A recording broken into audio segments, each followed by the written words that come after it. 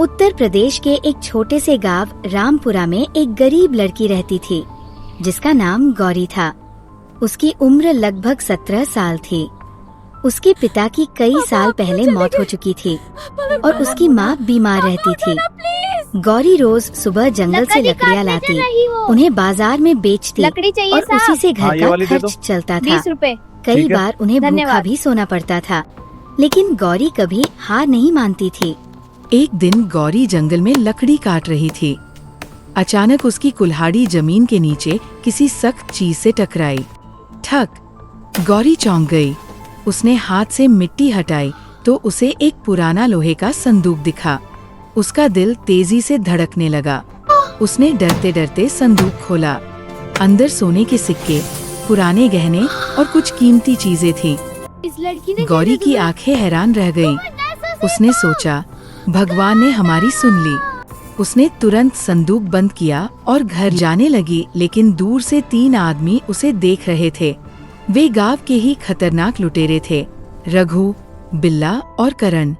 रघु बोला, लगता है लड़की को खजाना मिला है, रात को उसके घर से छीन लेंगे। तीनों हंसने लगे। डरावनी रात हो चुकी थी। गौरी और उसकी माँ सो रही थी। तभी अचानक दरवाजा धीरे धीरे खुला। चररर! तीनों लुटेरे अंदर घुस आए। जैसे ही वे संदूक उठाने लगे, अचानक पीछे से एक आवाज आई, रुको! तीनों ने मुड़कर देखा। दरवाजे पर एक सफेद कपड़ों में एक साधु खड़े थे। लंबी दाढ़ी, शांत चेहरा और आंखों में अजीब सी चमक। रघु हंसते हुए बोला, बूढ़े, अपने काम से काम रखो। साधु शांत आवाज में बोले, ये खजाना उस लड़की की किस्मत है, इसे छीनने की कोशिश मत करो। करण गुस्से में साधु की तरफ बढ़ा, लेकिन अचानक उसका पैर फिसला और वह जोर से जमीन पर गिर गया।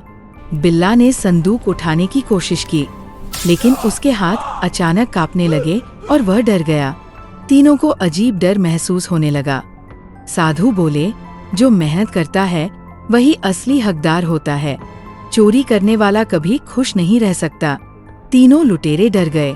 रघु कांपते हुए बोला, हमें माफ कर दो बाबा। साधु बोले, अगर सच में पछतावा है तो आज के बाद कभी गलत काम मत करना।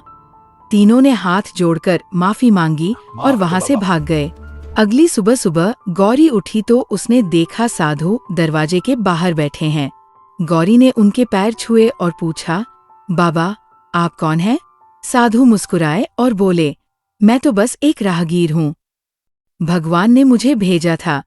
गौरी की आंखों में आंसू आ गए। जब गौरी पानी लेने अंदर गई और वापस आई, साधु गायब थे।